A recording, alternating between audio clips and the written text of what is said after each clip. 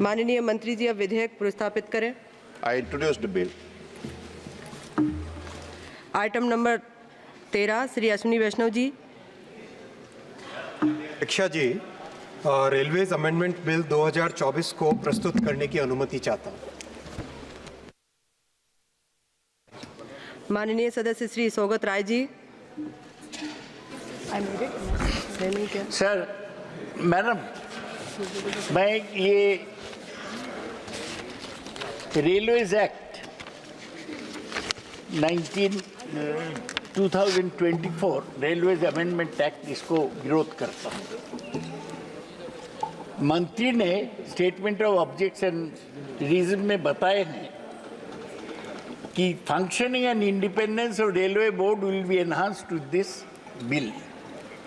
All the provision of Indian Railway Board Act 1905 are proposed to be incorporated in the Railways Act 1989 through the bill.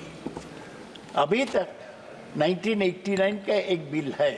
It's not a very old. Originally, as you have mentioned, railways were separated from PWD. Then the Railway Board was set up.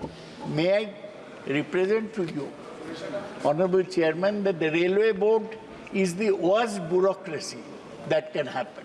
It is inflexible, unable to take timely decision, and unable to give relief to the people of this country.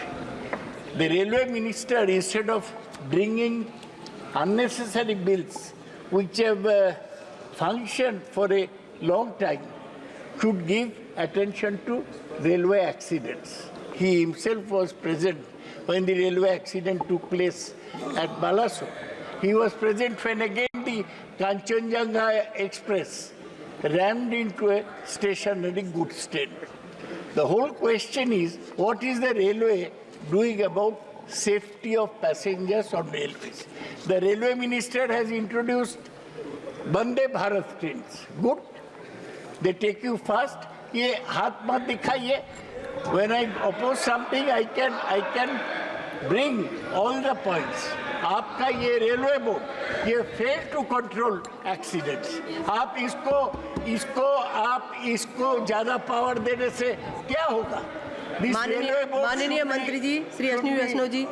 माननीय अध्यक्ष जी, honourable madam, अभी मुझे लगता है कि professor Saugata Rai ji के पास शायद काम की बहुत कमी है, इसीलिए बहुत ही कोई भी सुपरफ्लुअस ऑब्जेक्शन लाना इनके पास मजबूरी है, काम नहीं होगा.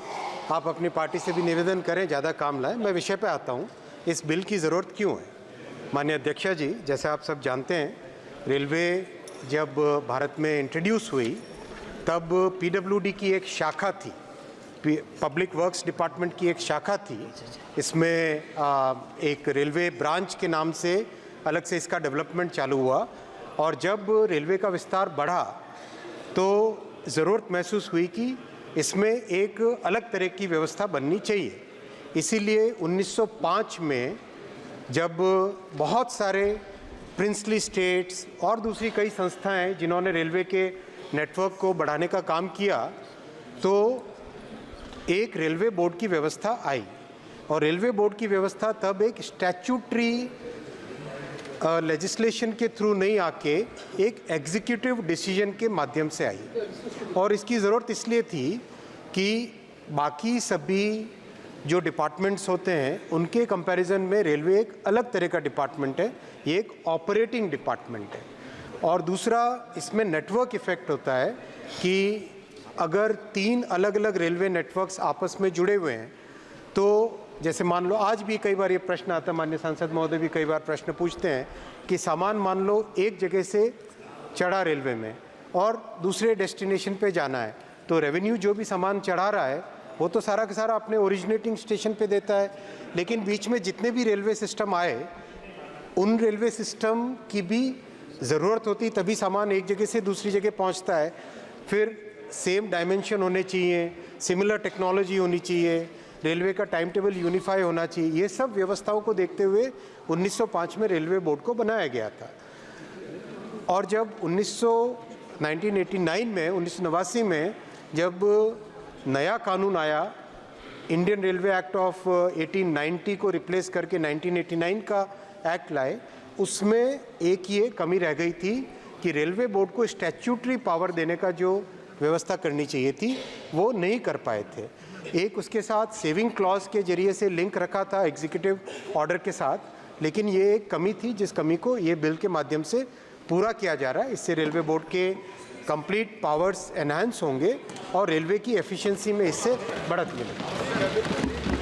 प्रश्न यह है कि विधेयक को पुनर्स्थापित करने की अनुमति प्रदान की जाए। जो सदस्य इसके पक्ष में वे हाँ कहें, जो सदस्य विरोध में है वे ना कहें। मेरे विचार में निर्णय हाँ वालों के पक्ष में हुआ, हाँ वालों के पक्ष में हुआ। अनुमति प्रदान की जाती है। माननीय मंत्री जी। माननीय अध्यक्षा जी, विधेयक प्रस्तुत करता हूँ। आइटम नंबर 9, माननीय मंत्री माननीय सदस्य वैजयंत पांडा जी।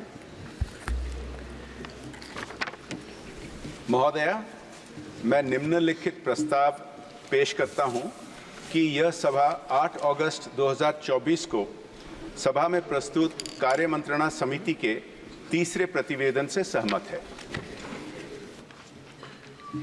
प्रश्न यह है कि यह सभा 8 अगस्त 2024 को सभा में प्रस्तुत कार्य मंत्रणा समिति के तीसरे प्रतिवेदन से सहमत है। जो सदस्य प्रस्ताव के पक्ष में वो हाँ कहें, जो सदस्य प्रस्ताव के विपक्ष में हैं वे ना कहें। मेरे विचार में निर्णय हाँ वालों के पक्ष में हुआ, हाँ वालों के पक्ष में हुआ। प्रस्ताव अनुमोदित किया जाता है। शून्यकाल। माननीय सदस्य श्री वरुण चौधरी जी।